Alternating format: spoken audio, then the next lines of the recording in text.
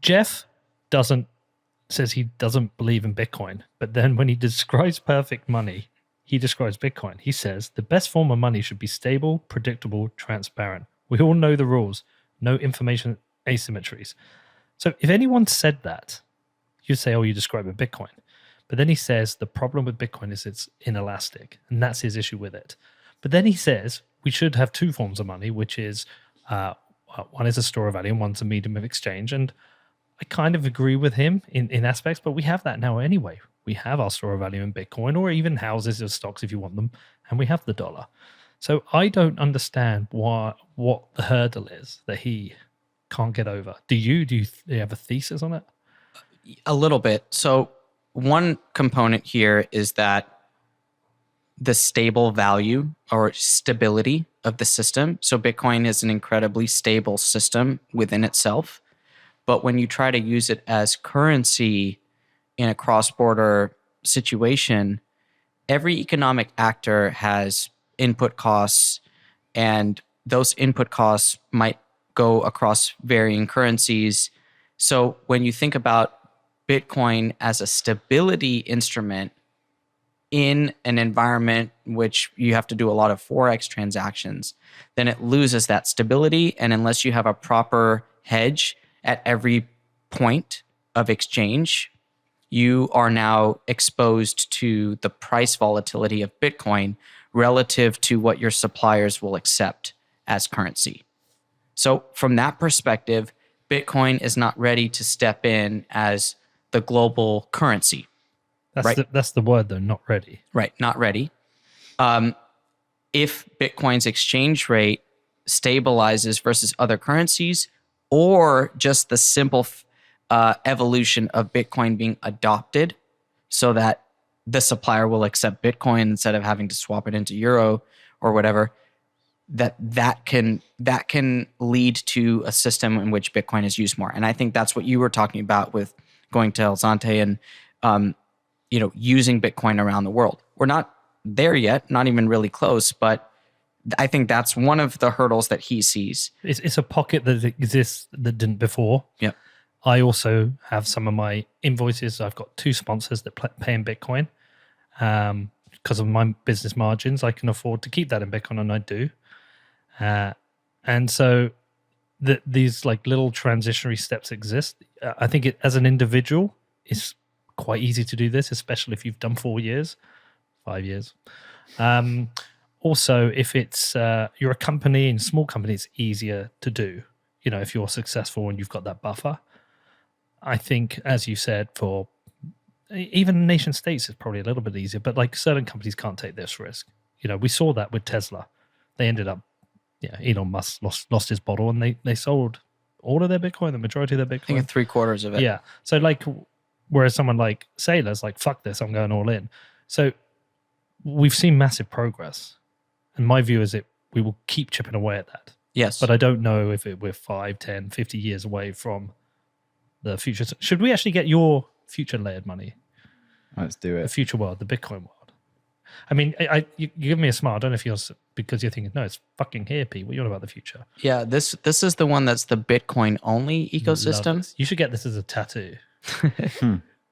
This is why Bitcoin and the dollar are not a good comparison, Pete. Yeah. They do coexist today, and they will coexist in the future because you need elasticity. Governments themselves need elasticities to survive because of the cycle. So that's why they're not going to relinquish their own currency, their own central banks, and their ability to engage in elasticity. It will never, ever go away. And in Bitcoin, we have an option to hold an inelastic asset, and that is our choice, and that the price of that asset will fluctuate relative to other things that are influenced by elasticity. So Bitcoin price is the signal that we have to give us a sense of, is the dollar system too elastic or is it inelastic right now? But the whole debate about Bitcoin being inelastic, and if it was a little bit more elastic, it could serve as a better currency system for the world, it's a little silly. It would look just at become. just look at it today, and that's how I see it. Bitcoin is an asset. People own it. It's a hedge for them against whatever they think it's a hedge for. Maybe they're trying to hedge the dollar. Maybe they're trying to hedge their real wages falling. I don't know. Everyone has their own reason for buying Bitcoin, and that's an asset. The dollar has its own system, elasticity. It needs that elasticity. Will continue to have that elasticity. When economies go into contraction, the government wants to re-stimulate. They do that with fiscal and or monetary stimulus that needs elasticity, and that situation will continue to exist. So, him criticizing Bitcoin for being inelastic, it assumes that Bitcoin could just step in and be that dollar currency system.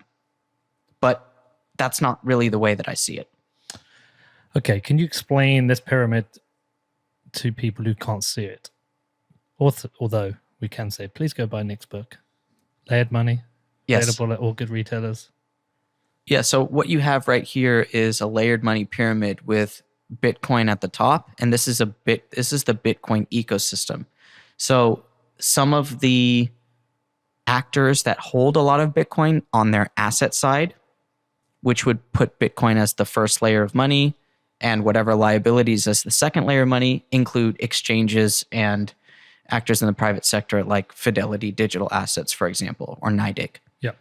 These are companies that own Bitcoin as their asset, and then they've issued Bitcoin deposits or Bitcoin claims to their customers. So if you have, who's your exchange sponsor? Well, Gemini is your football club sponsor. Mm-hmm. So Gemini has Bitcoin on their asset side, right? They actually own the Bitcoin. They have their own vaults, cold storage mechanisms. The Winklevi don't control the keys themselves, is what we've been told. So they have these assets in Bitcoin, or the assets are Bitcoin.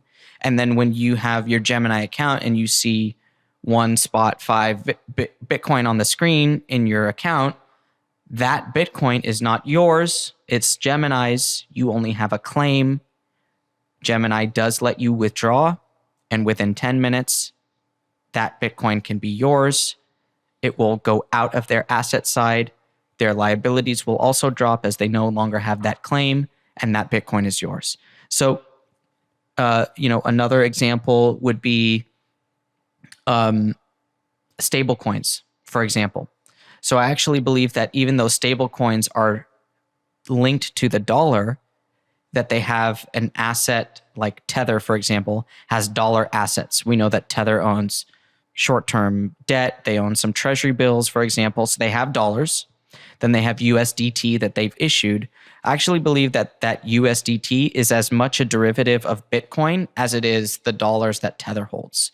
And that's because of the way that Tether and Bitcoin are exchanged for each other on exchanges like Bitfinex. Mm-hmm. So in that way, the dollar stablecoins are actually subservient to Bitcoin in this digital hierarchy of money. And over time, I believe that if enough money becomes digital at the commercial bank and central bank level, that the price mechanism between these two will gravitate a lot towards Bitcoin being sort of the anchor of the system. And that's the idea of Bitcoin being the first layer of money of the future, especially when the Fed issues FedCoin. And FedCoin, if FedCoin can be swapped for Bitcoin in a decentralized way, we'll get the true price of the dollar relative to Bitcoin in that scenario. So that's a long-term vision for how Bitcoin rises up to be the first layer of money across the world. But, right now, the dollar is still like the Fed. They're still focused on protecting their reputation. They're focused on renewing some of the sound money narrative, I guess, from the public. And if they continue to raise interest rates and don't cave and just do QE again, they will continue to be awarded for that with a stronger dollar versus other currencies. Not necessarily Bitcoin, but just versus other currencies. All right.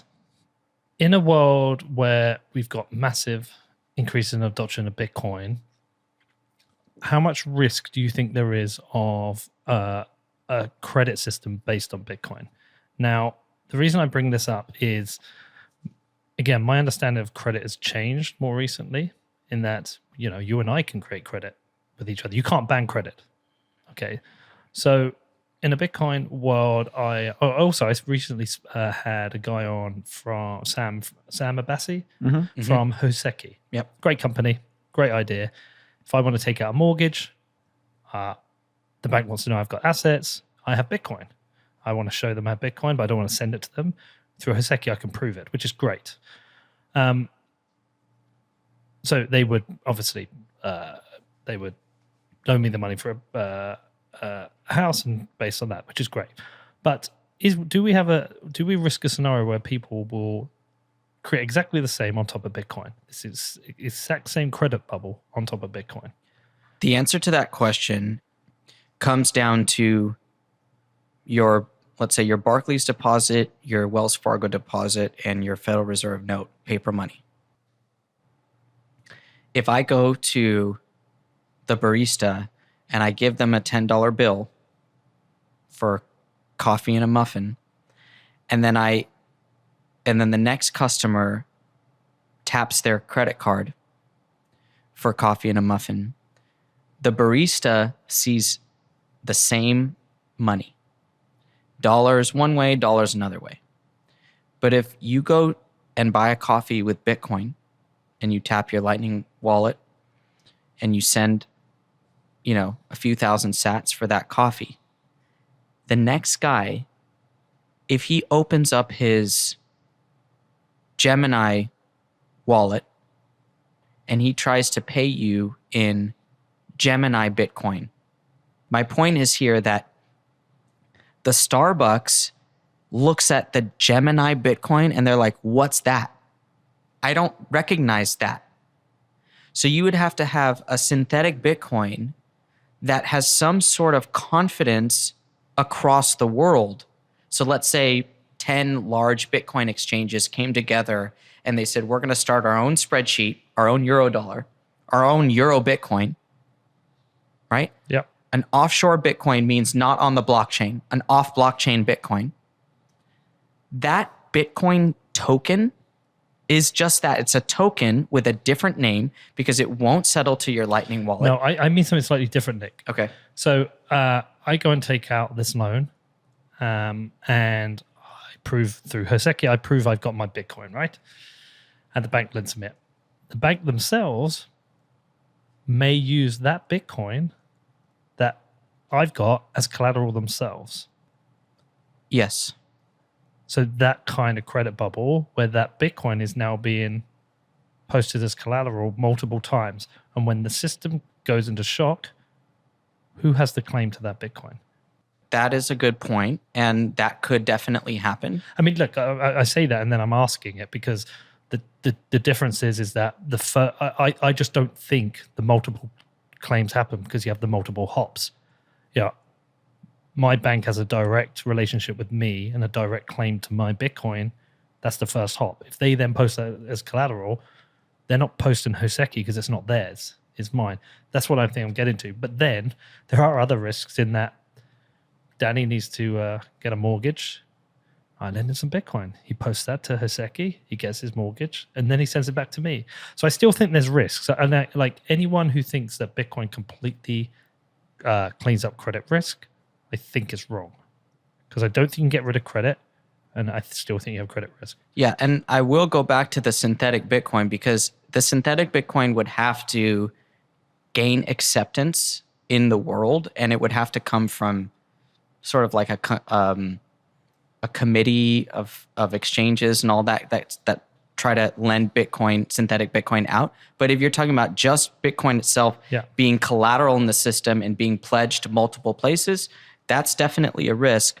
But the default is going to be in dollars, let's say, because if you post your Bitcoin to a bank and borrow money from your house, they're not going to send you synthetic Bitcoin. They're going to send you dollars. Yeah. And so the dollar loan can default. They'll claw your Bitcoin away because it was the collateral. And there is this rehypothecation risk, which is, I think, what you're talking about, that it gets posted different places.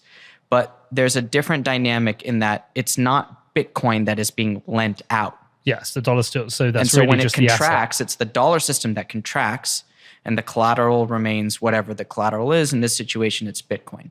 But I think Bitcoin, it's also why I believe that fractional reserves systems will continue long after Bitcoin, as they have, right? Fractional reserve exists today. It'll exist in 10 years. Bitcoin isn't going to rid the world of fractional reserve. It's not. I know that that's like a hope and dream for Bitcoiners, but it's not. There's too much behavioral and anthropological evidence that humans are always willing to do these credit systems.